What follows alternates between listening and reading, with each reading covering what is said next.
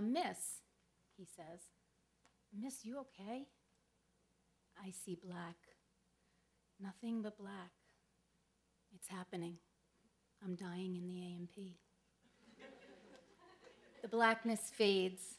I'm still alive. Hands clenched on my grocery cart, legs holding me up, but frozen hard and stuck to the floor. Tears flow down my cheeks. Him again. I mean, can I get you something? Some water or something? He inches closer, and I zero in on his eyes. They are afraid eyes. I know about that kind. I've seen him before, this kid, this produce kid. I remember now. 2 weeks ago, I asked him if he had any Swiss chard in the back, and he brought out 4 heads of bok choy. He reminds me of my brother Jack when he was a boy. Big, fleshy lips, shaggy milk chocolate hair parted on the side, a smile the size of both Texas and Mexico.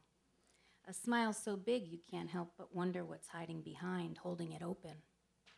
So this is where it's happening, in the produce section of the A&P, next to the boy with the afraid eyes and the big lips. This is where it finally hits me.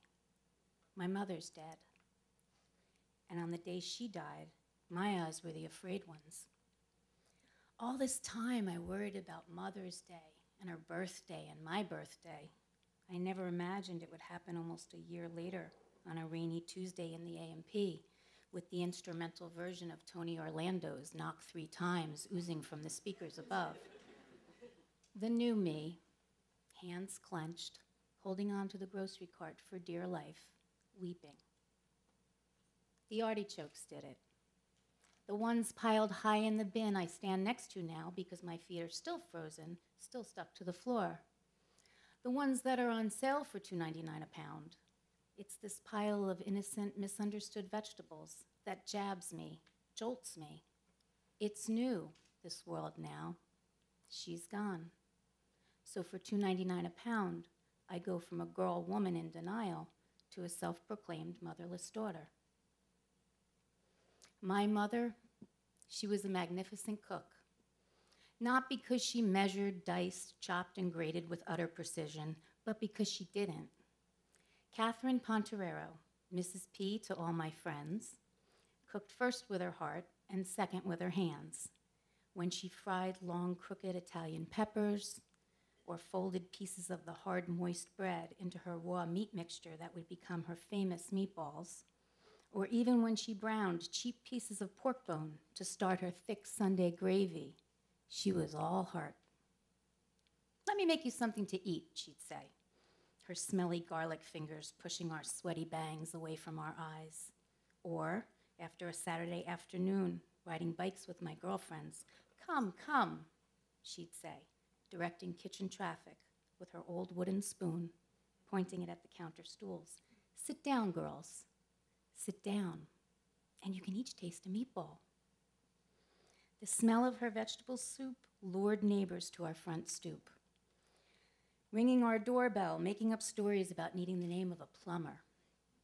Plastic containers of escarole and beans were brought to my father's gas station and given to customers who had tasted it and fell under its spell.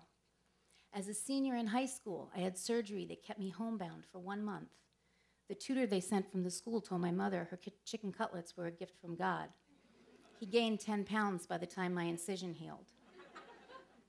And the whole time she cooked, all 31 years that we had together, I watched.